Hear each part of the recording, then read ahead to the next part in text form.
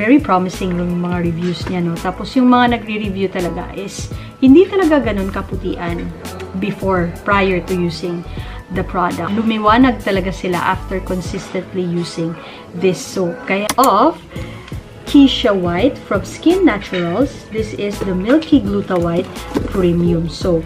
Kaya nga lang guys, wala akong mga as evidence na mga photos or videos.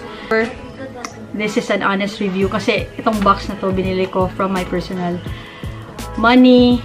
Hey guys, beautiful day. It's been a while that I haven't shared a product na for the body naman this time. So, skincare pa rin, but for the body. Pwede rin naman tong for the face, but mas ginagamit ko siya sa body. So, in the previous months and years, mas nag-stick talaga ako sa Fairy Skin when it comes to my body skincare. So, and whitening soap as well. Naging hiyang ako doon for a long period of time, and in-incorporate ko yung retinol sa aking skincare routine, body skincare routine. So, nagdagdag ako ng Soul White Korea na retinol body soap.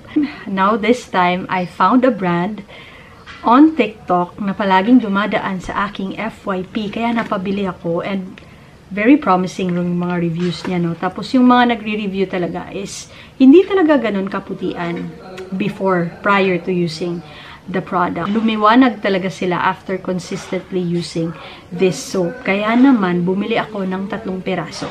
So, yung 3 piraso na yun, naubos ko na. And I found significant changes na hindi ko na-document kasi hindi ko akalaing okay siya sa akin.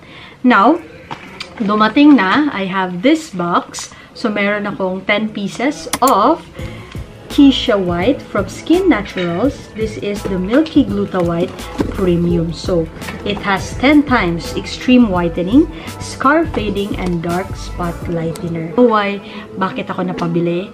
Not only for its whitening benefit, but also for its scar fading and dark spot lightening. Kasi ako, may mga scars ako guys. Kuminis na yung ibang part ng aking body, but yung scars ko, it's still there. So, at least man lang, ma-lighten up yung mga scars na yun. So, this one has a lot of whitening ingredients such as glutathione, alpha-arbutin, vitamin C, niacinamide, and the other ingredients mostly are moisturizing ingredients. Kaya nga lang guys, wala akong mga as evidence na mga photos or videos with this one kasi hindi ko in-expect na maganda talaga yung effect niya sa akin. Guys, hindi ako whitening lotion ngayon, yung instant white na lotion na ginagamit ko. Hindi ko ginamit, and nakakaliwanag talaga. And guys, if you know me for quite some time here on my YouTube channel, hindi talaga ako yung maputing-maputi. Yung tama lang. With this one, parang one tone lighter ako. Kasi yung cushion ko, napansin ko kasi, this cushion, medyo light siya talaga sa akin. So, pag nagkukushion ako, nakikita talaga yung difference sa face and sa neck, na medyo lighter talaga yung face compared sa neck. Well, this time, at the moment, nakakushion ako guys pero parang pantay lang. Because of this product talaga. Kasi yung mga skincare ko sa mukha, hindi talaga siya yung super brightening ang mga ingredients. The usual pa rin, Skin 104 sa face ko. And, eto na talaga sa body ko. Nakaubos ako ng 3. Siguro yung 3 mga 2 buwan din. So, if 2 beses kasi sa isang araw maligo, siguro eto 3 weeks sa inyo. Maano na talaga. Makukonsume na talaga. Since it has fragrance, mabago talaga siya. But, if you are sensitive to fragrance, please be cautious kasi, yun nga, may fragrance to. And also, ang bilis niyang bumula. Kaya medyo mabilis ding maubos. Yun lang. But, maganda talaga siya guys. Pwede ka nang hindi nga mag-lotion after But, meron silang lotion pala. Si Keisha White from Skin Naturals. I don't know kung okay ba yung aking pronunciation. Basta, ito yung spelling niya, guys. Ayan. Meron pa silang other skincare products. Meron ata silang serum. Hindi ko pa masyadong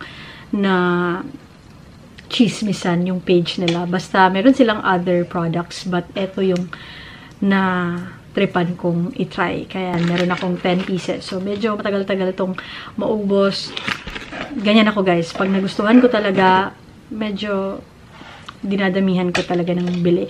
Kasi, yung mga products na ganito, na maganda, minsan, na-out of stock yan. Pag marami ng gumagamit at marami nang nagkakagusto.